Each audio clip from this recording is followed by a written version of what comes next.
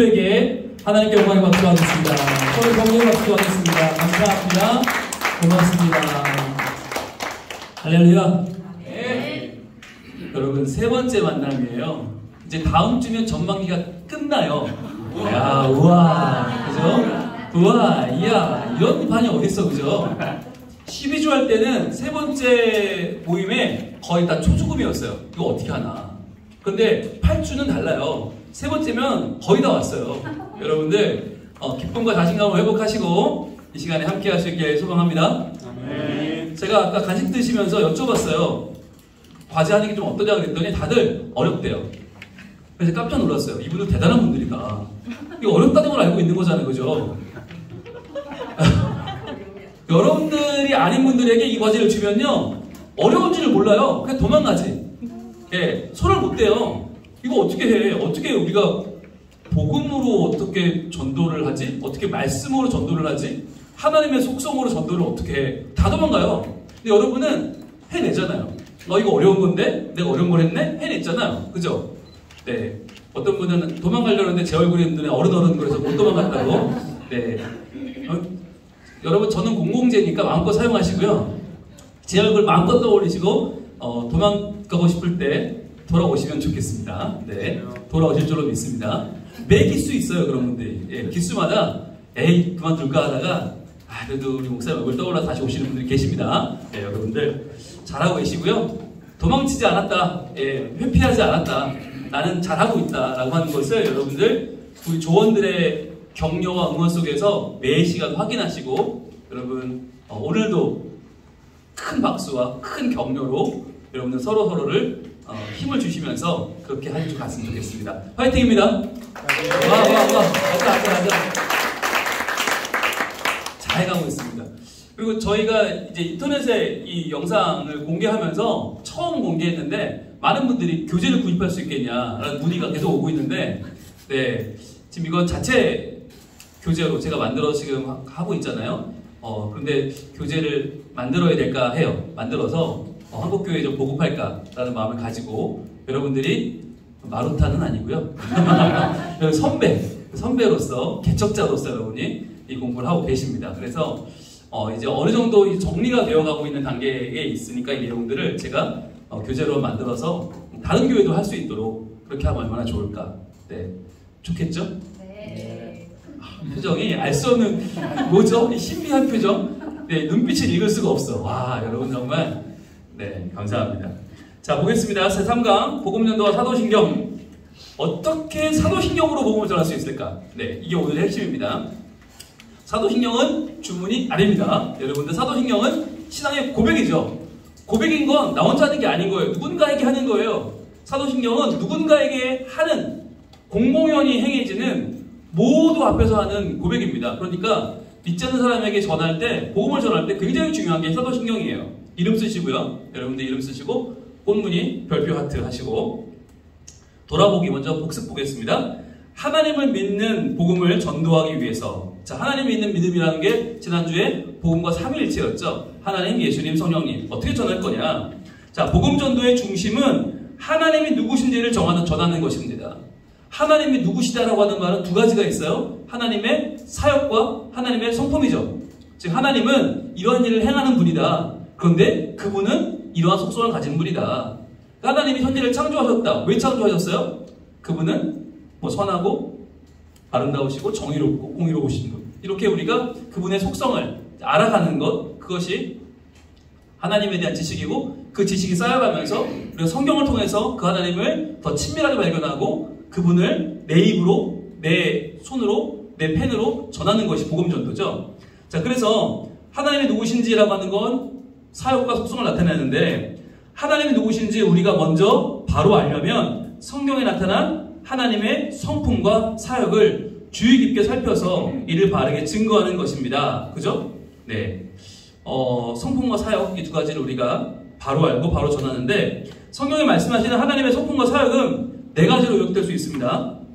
먼저 하나님은 당신을 창조하셨습니다. 동그라미 하시고, 창조. 중요하다고 그랬죠? 자, 하나님은 모든 일을 향한 놀라운 계획을 가지고 계시고 모두의 주인이 되십니다. 그러니까 우리의 뿌리가 하나님께 있다는 거예요.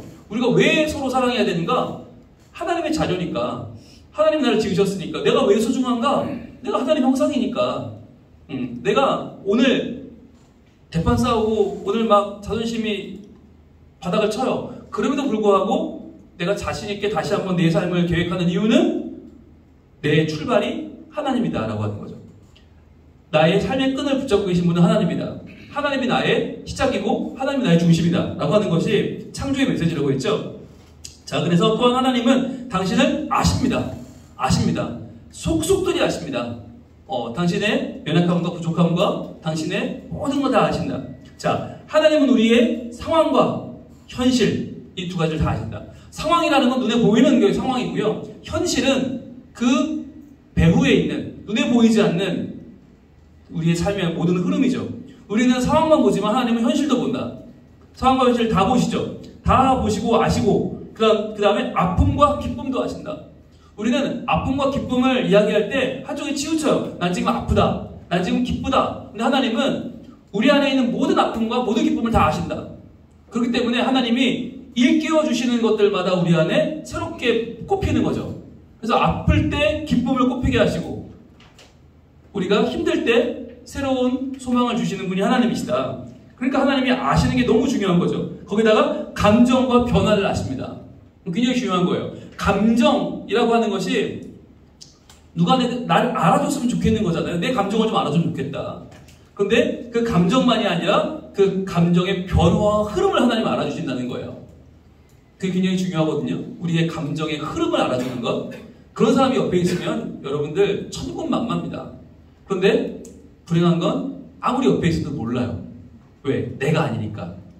그게 이제 부부의 불행이고 동료의 불행이고 이웃의 불행이죠. 바로 옆에 있는데 난 너를 몰라.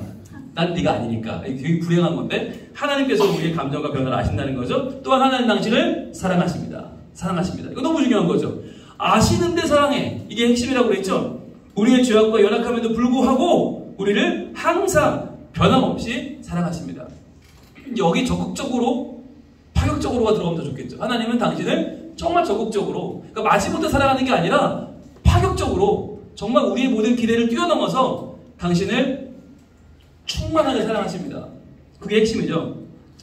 사실은 십자가를 이야기할 때 갑자기 십자가가 나오면 이게 상대방에게 부담을 줘요. 그리고 굉장히 거친 이야기가 돼버려요. 그런데 순서가 있죠. 하나님 당신 창조하셨고 당신을 아시지만 사랑하시고 당신을 가족으로 삼으셨습니다. 라고 하는 이야기를 충분히 풀어나가면서 그래서 그 사랑을 하나님이 감출 수 없어서 그 사랑으로 예수 그리스도를 보내셨고 예수님이 십자가를 지고 당신을 죽었습니다. 라고 하는 이야기들이 이 흐름 속에 나와야 된다는 거죠.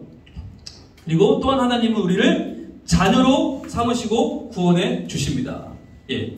그러니까 구원해서 그냥 모른 체 하는 게 아니라 자녀로 삼으시고 가족으로 삼으셔서 끊임없이 책임지고 양육하고 우리의 발전과 우리의 꿈과 비전을 응원하신다. 그것이 이제 하나님이 하시는 일이죠.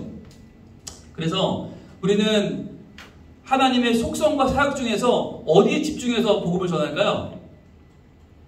사역입니다. 네 가지가 다 사역이죠. 네, 다 사역이에요. 왜냐하면 사람들은 하나님의 성품보다 사역에 더 관심이 많아요. 그분은 어떤 분인데, 그분이 뭐 하는 분인데, 날 위해 뭘 해줄 수 있는데, 이게 더 사람들의 관심이기 때문에 우리는 그분이 거룩하시다, 그분은 완전하시다, 그분은 의로우시다라고 하는 성품에 집중하지 않고 도리어 그분의 사역에 집중해서 그분은 창조하시는 분이고 그분은 아시는 분이고 사랑하는 분이고 가족을 삼으시는 분이다 라고 이제 하나님을 소개하는 거죠. 그러면서 거기에 자연스럽게 하나님의 성품이 붙겠죠. 하나님 창조하신 분이야. 왜? 하나님은 완전하신 분이니까. 하나님은 당신을 아셔요. 하나님은 당신의 그 아시는데도 사랑하셔요. 왜냐하면 하나님은 인자하신 분이니까.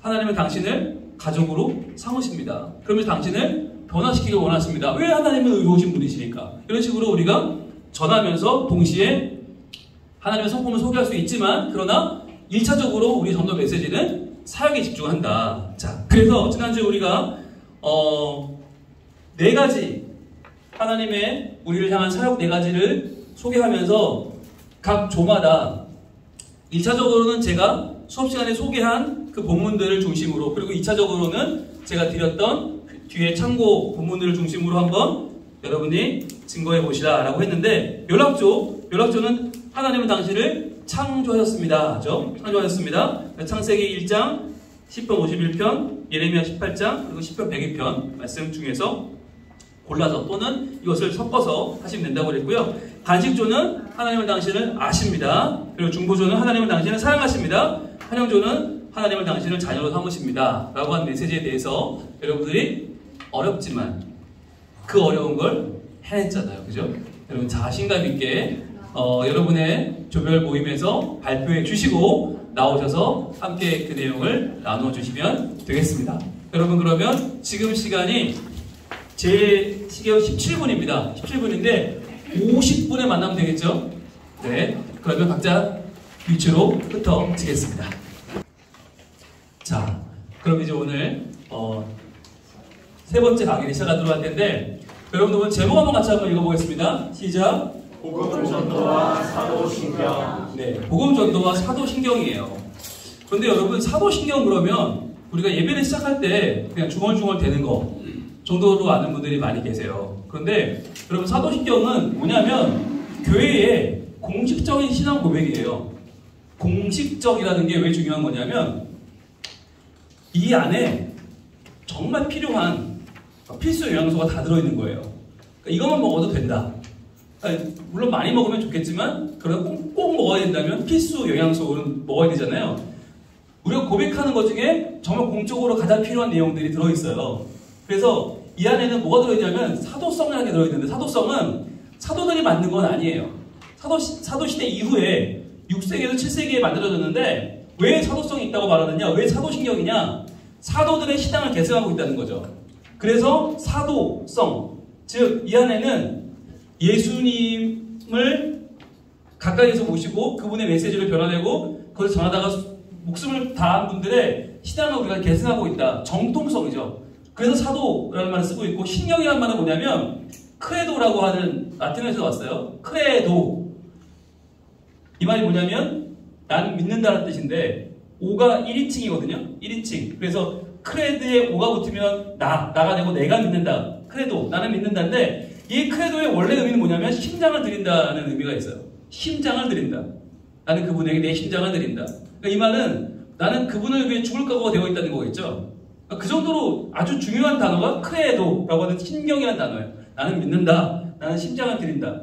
여기서 말하는 나는 믿는다라는 말의 헬라어 의미는 제자라는 말, 여러분 아시는 마데테스라고 하는 제자라는 헬라어가 성경에 자주 나오는데, 마데테스의 뜻을 그대로 풀면 마음을 빼앗긴 자입니다. 즉 제자는 누구냐? 그분에게 내 마음을 빼앗긴 자. 그러니까 우리가 주님을 믿는다는 건 무슨 말이냐? 그분에게 내 심장을 드린다. 즉 우리의 심장도 우리의 마음도 그분 거예요. 내 게 아닌 거예요. 그러니까 우리가 믿는다라고 고백할 때는 이건 여러분 절대로 평범한 일이 아닌 것이죠. 네, 이건 굉장히 적극적인 일이고 굉장히 희생적인 일이고 이것은 나라는 사람을 초월하는 일이 될 수밖에 없는 겁니다. 자, 그렇다면 사도신경이 왜 필요한가? 역사적으로 세 가지 이유가 있었어요. 첫 번째는 세례시 신앙을 확인하는 거였습니다. 세례 받을 때 네가 정말 진짜 너 신앙이 있냐 없냐를 확인할 때 돈 얼마 내느냐가 아니라 주일에 몇 번 빠지냐가 아니라 사도신경을 고백하느냐. 즉 이 신앙의 내용들을 정확하게 네가 너의 심장을 드리는 마음으로 그분에게 마음이 뺏긴 자로서 고백하느냐. 이게 아주 중요한 신앙의 척도였고요. 두 번째, 자녀교육의 핵심이었어요. 그러니까 다음 세대를 양육할 때 신앙교육을 한다고 우리가 하잖아요. 신앙교육 뭘로 하냐? 사도신경으로 하는 거예요. 사도신경을 그냥 반복하는 것만이 아니라 그 의미를 깨달을 때 우리의 믿는 바가 정확해지는 거고, 세 번째는 이단을 배격하고 순수성을 유지하는 거. 즉 이단들이 사도신경을 안 합니다. 왜 안 하냐면 그 중에 하나는 그 이단이 안 믿는 내용이 있다는 거예요. 그러니까 사도신경의 내용을 다 믿으면 같은 우리 교단은 달라도 같은 예수 믿는 사람인 거예요. 같은 제자인 거예요. 그런데 이단들은 이 중에 하나는 적어도 걸려. 그러면 그 부분을 고백하지 않으면 그 부분은 우리 믿음의 공동체가 될 수 없는 거죠. 그래서 순수성을 유지하는데 굉장히 중요한 역할을 했다. 그래서 많은 사람들이 이야기하기를 교회라고 하는 게 어떻게 무슨 힘을 가지고 수천 년을 버텼냐는 거예요.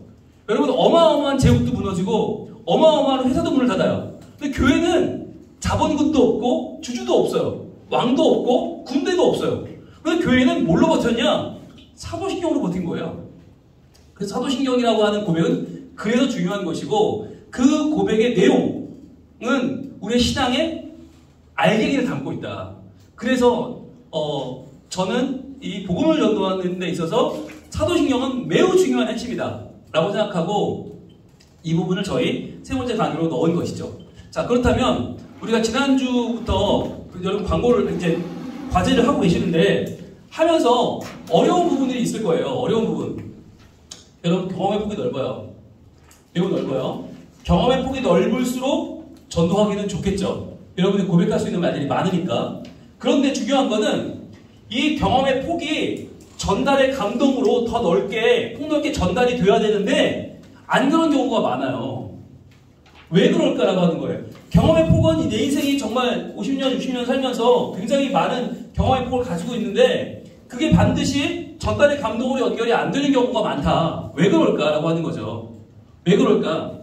여러분, 이게 뭐로 보이세요? 나비 넥타이. 나비 넥타이 이론은 여러분 메시지를 전달하는 데 있어서 굉장히 중요한 이론입니다. 나비 넥타이 이론. 따라해볼까요? 나비 넥타이 이론. 네. 나비 넥타이 이론. 굉장히 간단해 보이지만 우리 넓은 경험의 폭을 넓은 전달의 감동으로 전달하려면 이걸 그대로 끌고 오면 안 된다는 거예요. 우리가 얘기할 때 너무너무 급한 마음으로 내 얘기를 쫙 늘어놓다 보면 그게 전달의 감동으로 전달되지 않아요. 왜 그러냐? 왜 그러냐? 집중력이 또 없기 때문에. 여러분, 설교를 시키면 잘할 것 같잖아요. 네, 잘 못해요. 왜 그럴까요? 첫 번째 설교는 누구나 망쳐요. 왜 그럴까요? 할 말이 너무 많아. 너무 많은 거야. 아니, 창세기부터 요한계시록까지 너무 좋은 말씀들이 많아. 그러니까 내가 뭘 설교해야 될지 몰라. 그러니까 여러분, 첫 설교는 다 망치는 이유는 할 말이 너무 많은데, 그것을 내 모든 경험과 내 모든 그 들은 이야기와 모든 좋은 것들을 다 쏟아내려고 하다 보니까 투머치가 되는 거예요. 투머치. 중요한 건 이거를 쫙 빼야 돼요. 빼야 돼요. 빼고 가장 하나밖에 없지 다 빼야 돼. 그게 중심사상이에요. 중심사상이 내용의 함축이고 메시지의 능력이 여기서 나와요. 다 빼야 돼. 다 빼야 돼. 그래서 결국은 내가 하고 싶은 모든 말을 줄여서 생각의 깊이를 통해서 생각하지 않으면 줄여지지 않아요. 줄여서 한마디로 줄여요. 그런 다음에 이 한마디가 다시 말씀을 묵상하면서 점점 작성해 나가면서 전달의 감동이 점점 커지는 거예요. 그래서 제가 전공이 설교학이잖아요. 설교의 분석이 제 전공인데, 설교의 좋은 설교와 나쁜 설교를 구별하는 가장 첫 번째 척도는 한 문장으로 요약이 되느냐는 거예요. 오늘 설교가 한 문장으로 요약이 되면 좋은 설교. 핵심이 있는 거죠. 그런데 오늘 설교가 분명히 들은 것 같은데 한 문장 요약이 안 돼. 이 얘기도 좋았고 저기도 좋았고 저 얘기 하다 그냥 원만한 얘기로 끝났다. 좋은 설교가 아닌 거예요. 전도도 마찬가지. 그래서 전도할 때도 그냥 정확한 이 매뉴얼 없이 그냥 좋은 얘기 하다 보면 얘기는 빗나가게 되고 그 내용은 상대방의 가슴을 두드릴 수 없게 되는 거죠. 그래서 우리가 경험의 폭을 쫙 줄여서 중심사상까지 가져와요. 하나님이 창조하셨다, 사랑하신다, 아신다, 가지고 삼으셨다. 굉장히 좁게 가져온 다음에 그것을 다시 말씀 속으로 쭉 펴면서 그 사람에게 맞추는 거죠. 그 사람이 이해할 수 있는 언어로 그 사람의 상황에 맞게 그 사람이 이해할 수 있는 나의 상황을 넣어서 쫙 푸는 거예요. 그게 풀어나가서 결국 전달의 감동을 만들어 가는 거죠. 그래서 이 내용들을 여러분들이 함축할 때 쓰여지는 방법론은 첫 번째는 권유형 메시지가 나올 수 있어요. 권유형 메시지는 상대방에게 집중해 주는 거예요. 상대방의 상황을 우리가 알아주고 상대방이 하나님께 나올 수 있는 길을 우리가 보여주는 게 권유형이죠. 상대방에게 이것은 굉장히 친절한 방법입니다. 친절하면서 상대방을 배려하는 방식이죠. 권유형의 방식이 있고, 두 번째는 고백형이라는 방식이 있어요. 고백형. 이 고백형은 내 얘기 하는 거예요. 내 얘기. 성경 말씀을 중심으로 해서 오늘 고백형으로 전한 분들이 여러 분 계셨어요. 오늘 과제하신 분 중에서 나의 이야기를 꺼내는 내가 아팠던 이야기, 내가 눈물 났던 이야기, 내가 그러면서도 하나님 안에 회복된 이야기를 하면서 고백형의 특징은 뭐냐면 나 중심입니다. 나 중심. 권유형은 너 중심이고 고백형은 내 중심이에요. 그래서 내가 나의 이야기를 하면서 상대방에게 나의 연약함을 드러내 보여주면서 뭐 하는 걸까요? 무장을 해제하는 거죠. 마음의 문을 여는 거예요. 마음의 빗장을 여는 거예요. 그러니까 권유형이 좋긴 한데 잘못하면 상대방의 빗장을 더 강하게 찔게 할 수 있어요. 아, 난 교회 안 다녀. 난 하나님 몰라. 나는 저녁에 듣기 싫어. 이럴 수 있지만 고백형은 그 문을 좀 열게 돼요. 나도 이렇게 힘들었고 이렇게 아팠고 이렇게 부족했다. 그런데 그런 나를 하나님 버리지 않으셨다. 그게 고백형으로 가는 거죠. 그러니까 고백형으로 여러분 전할 때는 좋은 얘기, 잘했던 얘기, 성공한 얘기보다는 가능하면 나의 연약함을 드러내는 게 좋다. 세 번째는 예화형이 있어요. 예화형은 맨날 권유만 할 수 없고 맨날 고백만 할 수 없어요. 예화형은 뭐냐면 성경의 인물 중심으로 상대방에게 성경의 내용을 조금 더 집중적으로 펼치면서 접근하는 거예요. 그래서 보다 더 성경의 권위에 기대는 방식. 그런데 권위형과 고백형과 예화형을 정확하게 분리할 수는 없어요. 메시지를 우리가 전하다 보면 어떤 날은 권위형으로 가다가도 고백형으로 가다가도 예화형으로 끝나는 경우도 있고 예화형이 시작했는데 고백형으로 갔다가 권위형으로 끝나는 경우도 있어요. 그런데 중요한 건 뭐냐면 매번 똑같은 얘기가 될 수는 없다는 거죠. 매번 똑같이 할 수는 없다. 분명히 내가 이 중에 중립사상을 정하면 그날은 그 메시지 중심으로 말하게 되기 때문에 듣는 사람 입장에서는 매번 다른 얘기가 되는 거예요. 그래서 내가 매번 다른 말씀을 묵상하고 매번 다른 중립사상으로 전하고 매번 다른 방식으로 전하려고 노력할 때 다양한 방식으로 도전할 때 상대방은 훨씬 더 듣기 좋고 편해지는 거예요. 안 그러면 맨날 똑같은 소리라고 되면 그때부터 듣기 싫어요. 그래서 전도를 지금까지 우리가 하면서 매뉴얼 없이 했어요. 그러다 보니까 마음만 급했고 그냥 이 얘기 저 얘기 들어놓다가 아 몰라 관둬 이렇게 끝났거든요. 그러다 보니까 듣는 사람들이 진짜 무슨 얘기 하려고 하는 거야. 정리가 안 되는 거예요. 그래서 우리가 한 사람을 정해서 이 프로그램을 진행하는 이유는 뭐냐면 그래야만 동어 반복이 안 될 수가 있어. 그래야만 내가 다른 언어를 연구할 수 있고 다른 말을 생각할 수 있어. 그럴 때 여러분 제일 중요한 게 뭔지 아세요? 여러분의 시각의 폭이 넓어져요. 여러분의 하나님을 이해하는 정도가 넓어져요. 그래서 여러분이 하나님을 보다 더 크신 분으로 인식하고 그 하나님의 크신 품을 누릴 수가 있어요. 그래서 여러분 복음전도 훈련학교는 정말 듣는 사람을 위한 게 아니다. 다시 강조하지만 그 사람이 변화되는 건 열매고 그것은 하나님이 하실 일이지만 더 중요한 건 내가 전했느냐 전하는 내가 달라진다는 거예요. 전하면서 새로워지고 전하면서 성장하고 전하면서 하나님을 이해하는 폭이 넓어져요. 그게 굉장히 중요합니다. 그래서 저는 같은 걸 겪더라도 똑같은 걸 겪은 사람들이 삶이 다른 경우를 너무 많이 발견합니다. 똑같은 사건을 겪었는데 이 사람은 이렇게 되고 이 사람은 이렇게 돼. 왜 그럴까? 저는 그 사건을 해석하는 눈도 중요하지만 그 사건을 얼마나 고백하는 데 중요한 것 같아요. 그 사건을 고백하며 살아가는 사람들에게는 이게 반복해서 일어나는 거예요. 그 똑같은 사건이 또 한 번 일어나고 내게 또 한 번 반복해서 내게 긍정적인 힘을 주는 거예요. 성령의 역사가 일어나는 거죠. 그런데 똑같은 일을 겪었는데 그것을 나 혼자만 알고 쭉 전하지 않으면 그 일이 내게 한 번밖에 일어나지 않죠. 그래서 그 일은 나에게 더 이상 영향을 줄 수 없는 게 되는 거죠. 그래서 여러분 제가 제일 잘하는 설교는 무슨 설교일까요? 분홍 목사 제일 잘하는 설교는 18번인 설교죠. 제 18번 설교. 제일 잘하는 건 제일 자주 하는 설교입니다. 제일 자주 하는 설교. 그러니까 제가 어디 초청을 받아 가면 준비할 시간이 없잖아요. 그럼 뭘 할까요? 18번을 하겠죠. 그러면 반응이 좋을까요? 나쁠까요? 너무 좋아요. 그런데 내가 맨날 하는 얘기인데 왜 좋을까요? 맨날 하는 얘기니까 좋지. 제가 어떤 저의 경험은 한 1000번을 얘기했을 거예요. 설교할 때. 1000번 설교한 게 있어요. 그러면 그 감동이 저한테 1000번 일어난 거잖아. 그 감동이. 한 번 일어난 사건이지만 1000번의 저에게 감동을 준 사건이니까 이게 이야기를 전해드리면요. 1000배의 은혜가 임해요. 저는 여러분들에게 도전하고 싶은 건 한 번밖에 안 했잖아요, 여러분. 그리고는 안 된다고. 전도는 안 되는 거라고. 나는 그런 거랑 상관없는 사람이라고. 이제 2번 해놓고 어려워서 못하겠다고. 도망가고 싶다고. 목사님 얼굴 보고 왔다고. 네. 이 사람들이 말이야. 네. 저는 우리가 8번을 해보자고요. 8주는 살아봤다. 내가 거기 8주등을 걸어봤다. 이래야 내가 할 말이 있는 거지. 끽해야 한 번, 2번, 반번 하신 분도 있죠, 여러분. 이제 반번. 하다 마신 분들도 많잖아요. 그거 해놓고 우리가 안 된다 하지 말자는 거예요.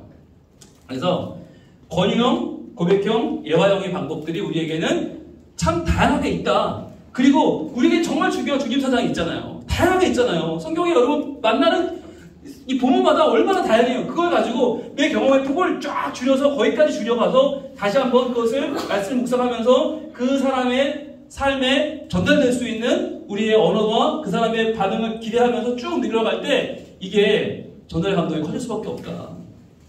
그러니까 여러분들이 듣는 균이 있잖아요. 네, 우리가 안 해봐서 그렇지 듣는 균이 있어요. 그리고 과제를 하는 거 들으면 알잖아요. 저 사람이 잘했는지 못했는지. 그렇잖아요? 나는 그렇게는 죽어도 못해. 그런데 들으면 알아. 신기하죠? 네. 그게 왜 그러냐면 여러분 이제 실력이 생겨나고 있는 거예요. 실력이 없을 때는 뭐가 잘하던지 못하는지도 몰랐어. 이제는 여러분이 굉장히 고도의 실력을 지금 갖추고 있기 때문에 어려운 줄도 알고. 그죠? 이거 참 쉽지 않다는 걸 안다는 것도 대단한 거고 그렇게 여러분들 시도하고 있기 때문에 여러분들 잘 해나갈 줄 믿습니다. 아멘. 아멘. 참 점점 짜지는 것 같아요, 여러분들. 네. 됐다, 그만해라. 이제 3번째 학기 접어드니까 네, 굉장히 관계가 네, 자, 아름다워지고 있습니다. 자, 볼게요. 복음 메시지 작성에 있어서의 나비 넥타이 구조가 나와 있어요. 보면 자, 성경 본문에 기록이 있고요, 묵상과 해석이 있고요, 또 실생활에 적용하는 내용이 있고요, 나의 경험과 체험이 있고요, 설교, 서적, 매체, 전도 교육을 받은 내용 너무 많아. 내가 아는 내용이. 근데 그걸 다 떠들면 뭐가 되겠어요? 그건 잔소리가 되고, 그건 나 혼자 그냥 혼자 떠드는 하소연이 돼버리고 말아요. 그거를 중인사상으로 쫙 줘야 되는 거예요. 쫙 쪼여들어서 정말 다 빼고 기름기 쪽 빼고 정말 핵심만 쫙 줄여. 그 다음에 쫙 피는데 어떻게 펴요? 하나님은 이런 분이고 예수님은 이런 분이고 성령님은 이런 분이고 교회는 이런 내용이고 인간은 누군데 죄는 뭐고 영생은 뭐고 천국은 뭐고 이거 다 풀 수 있어. 어떻게? 중인사상 하나 해가지고. 그래서 예를 볼게요. 중인사상을 하나님은 창조하신다로 잡았어요. 하나님 당신을 창조하셨습니다로 잡으면 어떻게 돼요? 예수님은 당신을 창조하시는 분이고 하나님은 당신을 창조하시는 분이고 예수님은 하나님의 창조를 함께 하셨고 태초부터 계신 분이고 성령님은 하나님이 창조하신 당신을 나날이 재창조의 삶으로 인도하시는 분이고 교회는 당신이 하나님께 창조받은 존재임을 일깨워주는 곳이고 창조된 자들의 공동체이며 인간은 하나님의 형상대로 만들어진 거룩한 창조물이고 죄는 하나님이 창조하신 섭리를 거부하는 것이고 영생은 하나님이 창조하심이 당신 안에 회복되어 누리는 것이고 천국은 하나님이 당신을 창조하신 현재의 계획 속으로 우리가 들어가는 것입니다. 그러니까 이게 우와, 그죠? 그러니까 우리가 메시지가 풍성해지는 건 아는 게 많은 게 아니에요. 오직 하나에 집중하면 거기서부터 쫙 나오는 게 이게 나비 넥타이 이론이에요. 두 번째 볼게요. 중임사상을 하나님은 당신을 사랑하시는 대로 잡았단 말이에요. 그러면 어떻게 될까요? 하나님은 당신을 사랑하십니다. 예수님은 당신을 사랑하셔서 기꺼이 십자가 옆에 죽으셨습니다. 성령님은 지금도 당신을 매시간 동행하시며 사랑하십니다. 교회는 하나님의 사랑을 받은 사람들의 공동체입니다. 인간은 하나님의 사랑을 먹고 마시며 살아가는 존재입니다. 죄는 하나님의 사랑받기를 거부하고 나도 하나님을 사랑하지 않는 것입니다. 영생은 하나님의 사랑 속에 들어가 그 사랑을 경험하고 찬양하는 행복입니다. 천국은 하나님의 사랑이 넘쳐나는 그분의 품입니다. 이야, 우와. 여러분의 강사가 이런 사람이에요. 자, 여러분 이게 볼 때는 우와 이거 어떻게 해 그러지만 할 수 있어요. 어떻게 하나?